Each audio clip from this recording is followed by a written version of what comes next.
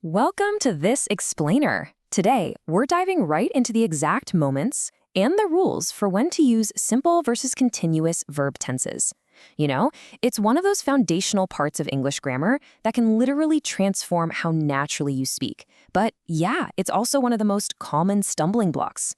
We're going to decode the logic behind these tenses, basically taking all the guesswork out of whether you should use that simple form or add the continuous ing.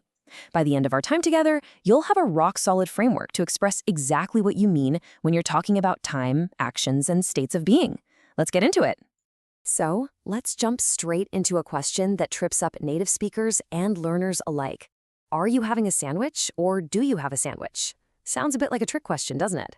Well, the answer actually unlocks the entire mystery of the simple versus continuous tense. Depending on the context, both of these sentences are perfectly correct. But here's the kicker. They're communicating two entirely different realities. This right here brilliantly illustrates the core divide we're looking at today. The simple tense expresses a static state, like possession, while the continuous tense emphasizes an active physical experience. Think about it. When you say, I have a sandwich, that simply means you own it right now. It's just a fact of possession. But I am having a sandwich, that means you're actively in the middle of eating it. The sandwich is an experience. So our golden rule is exactly this. Use the simple form for what is, and the continuous form for what is actively happening. If you're describing a permanent fact, a characteristic, or something you possess, lock it into the simple tense. But the very second you want to shine a spotlight on an ongoing action, a process, or a duration, that's when you bring in the continuous tense. Keep this rule in the back of your mind, because it's literally the key that opens every other concept we're about to look at. For instance, when verbs describe activities or experiences, like taking a bath or eating lunch, they become actions, which completely allows you to use that continuous ing form. The verb have isn't just for ownership. You can be having breakfast, having a bath, having a wonderful time on holiday, having fun, or even having a baby. Because these are all active, unfolding experiences, the continuous tense works perfectly. You're right inside the action as it happens. Now, what's really fascinating here is that you can own sandwiches using the informal have got, but there's absolutely no way you can say I'm having got a sandwich for the action of eating.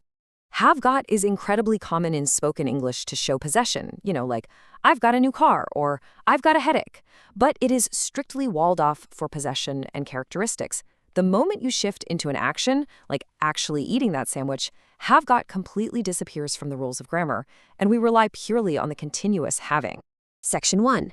Duration. Perfect or continuous. Let's take a look. When we introduce the concept of time and look at actions that started in the past and continue into the present moment, the rules shift a bit. You actually cannot use the simple present to talk about a duration of time extending to now. The is must transform into the present perfect has been. If I say Amy is in hospital, I'm giving you a snapshot of a fact right this second.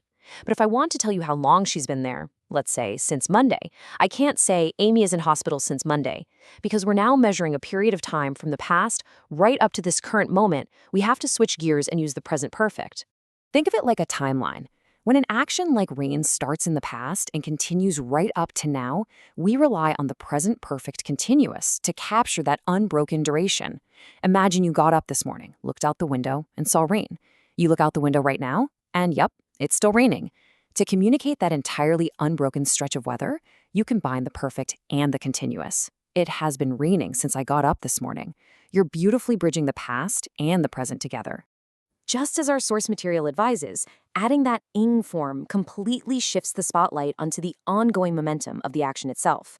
The focus isn't just on the fact that something happened, it's heavily emphasizing the duration, the energy, and the process of it. So when you say, I've been learning English, you're telling the listener that this is a rich, ongoing journey that is still very much alive in your present reality. Notice how the simple past pinpoints the exact start time, whereas the perfect continuous stretches out to measure the entire hour. It started raining an hour ago is basically just planting a flag on a specific moment in the past, right? It answers the question, when did it start? But it has been raining for an hour answers the question, how long? It gathers up that whole 60 minutes and presents it as a continuous block of time that leads right up to the very second you're speaking. Whenever you're asking how long or talking about time periods using since or for, the continuous tense is almost always your most natural choice. These words are your trigger words. If you're building a sentence around since 2020 or for 6 years, your brain should immediately start leaning towards the continuous form. Why? Because these words are explicitly designed to measure ongoing duration. Moving on to section 2, the state-verb exception. Okay, just when you think you have a perfect formula, English throws a curveball. The major exception where our continuous rule completely breaks down is with state verbs. These verbs describe mental states, emotions, and fixed possessions. And because they aren't physical actions, they absolutely reject the continuous tense. Think about the nature of these words for a second.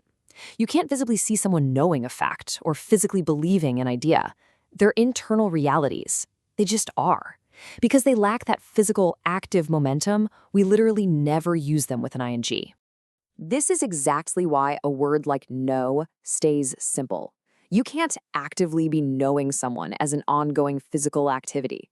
Even if you want to emphasize the duration of your friendship with Jane over many, many years, you cannot say, I have been knowing Jane. Honestly, it just sounds incredibly unnatural to a native ear. Instead, state verbs force you to stick to the simple perfect form. How long have you known Jane? Similarly, since owning a car is a static state of possession, we use the simple have, had, and never the continuous have been having. Remember our sandwich example from the very beginning. If have means possession, it's a state verb. You can't be actively having a car parked in your driveway. Therefore, to express that 5-year duration, we simply say, I've had this car for 5 years. All right, section 3, putting it into practice. Let's tie this all together. Let's pull all these rules together and test our golden rule of action versus state across a few everyday situations. Working is an active duration that proudly takes the ing, but loving is a constant state, meaning it must stay in the simple perfect form. Working involves typing, speaking, moving. It's highly active, so I've been working is perfect. But love is an emotion. It's a state of being. So even though she has loved music for her entire life, a massive duration, we respect the state verb rule and say she has loved music. Definitely not she has been loving music. Now, this brings up a really cool nuance. For actions repeated over a massive period of time, like a lifelong hobby, both simple and continuous are actually correct. When an action is repeated so frequently over such a long duration, like living in a city, working a career, or collecting stamps since childhood, the line between ongoing action and permanent fact really blurs. In these specific cases of long-term habits, you actually have the freedom to use either form and both sound completely natural. However, when we build negative sentences that focus on the fact that an action didn't happen, we naturally stick to the simple form. Think about the logic here. If Jane didn't pick up the phone, there was no action, there was zero momentum. You can't emphasize the ongoing duration of something that just didn't occur. Because we're highlighting the absence of an event since a point in the past, the simple perfect form like hasn't phoned or haven't seen is exactly the right tool for the job. Oh, and here's a pro tip. If you drop the word always into a sentence to describe a permanent situation, you absolutely must use the simple form. Saying always, been, living sounds completely unnatural. The word always is basically the ultimate state indicator. It means something is unchanging and completely permanent. Since the continuous tense is meant to highlight temporary, unfolding actions, it clashes horribly with the permanence of always. So we keep it clean and simple. John has always lived in London. So, armed with this structural framework for time and action, how would you answer this very question about your own ongoing journey? How long have you been studying English? You know it's an action, you know it involves duration up to the present moment, and you know it's for sure not a static state verb. Take a second to mentally build your answer using the exact mechanics we just explored. Understanding the why behind the grammar is exactly what takes your fluency to the next level. So how long have you been studying? Thanks for joining me on this explainer, and I hope these rules give you total confidence the next time you need to express your ideas in time.